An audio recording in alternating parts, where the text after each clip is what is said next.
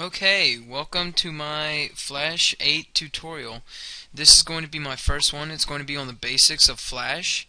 And to start off, let's open a file. So you go to Create New, and you're going to use a Flash document because whenever you're animating, you don't really want to use any of these other things, especially if you're just using stick figures. So when Flash first opens up, it's going to be pretty complicated looking. There's going to be a lot of stuff going on, and you're not really going to know what to start with. So let's start with the basics, the tools. These are probably going to be the thing you use the most while animating because they help you make your animations. So you have the selection tool, the sub-selection tool, your free transform tool, your gradient transform tool, your line tool, your lasso tool, your pen tool, your text tool, your oval tool, your rectangle tool, your pencil tool, your brush tool, your ink bottle tool, your paint bucket tool, eyedropper tool, and eraser tool. They're all called tool, whatever. This is your hand. This will let you move your canvas around.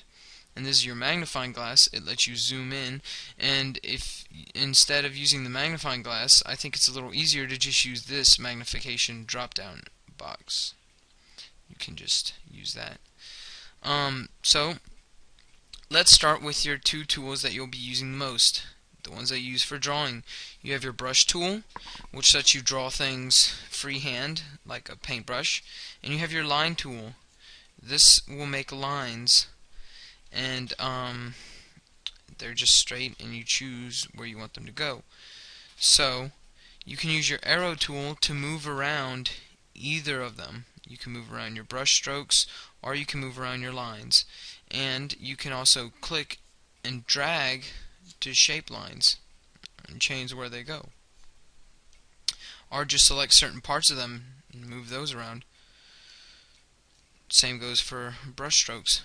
Now, if you want to change the color of your brush strokes, you can use your little color box right here, and this will open up a bunch of different colors that you can pick from. Say you want to use black. Now, not only can you use these simple ones, but you can also go to your color mixer box. This lets you obviously pick the same colors, but it also lets you change them, add different shades, move around here, move up and down and choose how dark or light your color is. And this is really helpful. You also have an alpha selection, which makes the color slightly see-through. The lower you put alpha. And then if I draw on top of it, if I draw something and then draw alpha over it, you'll be able to see it underneath. So you have a lot of different things here, and you might be wondering what this is. This is your option for what kind of colors you're going to use. So you have solid lines, you have linear lines, which is when something fades into something else. And to change the colors, you can drag them for how much you want it to fade. And if you accidentally make wherever you click, you'll be adding them, and to get them off, you just grab them and you throw them down, kind of like you're pulling them off. You can double click to change the colors that are fading, so that's your linear tool. And then right under you have radial. This is the same as the linear, except the color starts from the middle and goes out like this. Right here you have your bitmap. You're not really going to use bitmap unless you want to upload a bitmap, which is like an image that you download off the internet or something. So yeah, those are your different color options, and color swatches just opens up your swatches panel. But you can just get to that from here. This is just in case maybe you want to edit them or something. Now, back to our tools. The free transform is kind of like the arrow tool, except it lets you select certain parts of your brush strokes and you can change their shape, you can transform them, you can skew them, you can flip them, you can do whatever you want, you know. And let's clear this canvas real quick. Okay.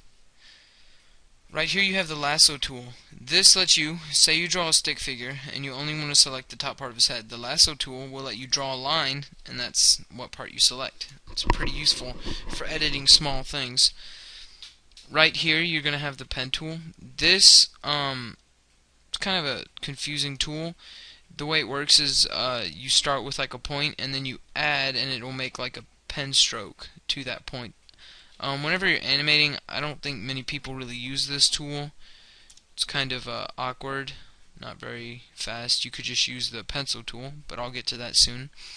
You have the text tool. Now with the text tool you can type things. And if you're wondering how to edit for any of these tools, but specifically like the font or size, you click this little arrow right here. Let me just shrink that real quick. Okay, you click this right here and this will have all your different options for your font that you want to use, the size of your font, the color, if you want to bold, underline, you know, all your options for text. And whenever you're done you can just click that and drop it down. And this also works for your brush tool. You have smoothing. Now for smoothing, that is how much the program auto smooths your lines for you. So see this, it made this line, that's how the line looks, but then when I take off my brush stroke, it'll automatically smooth it for me so the edges look really smooth compared to a lower smooth line. For whenever brush animators, I think the most used are smoothing 25 if they want something that is more natural, like not very much auto smooth, and then 40 if they like it to be kind of smoothed. So yeah. Now we also have the circle tool, and down here you can edit. The circle tool has a border around it. Let's change the color of that to yellow so you can see it. Now you can barely see that, right? So say you want a bigger border, you just up this right here and that'll change the border size.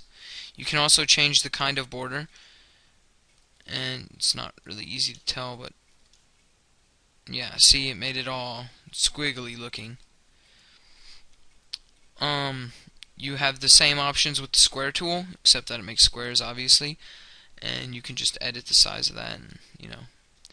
Now your pencil tool is a lot like the line tool because it makes lines, but you can draw with it. So it's kind of like the brush tool and the line tool combined.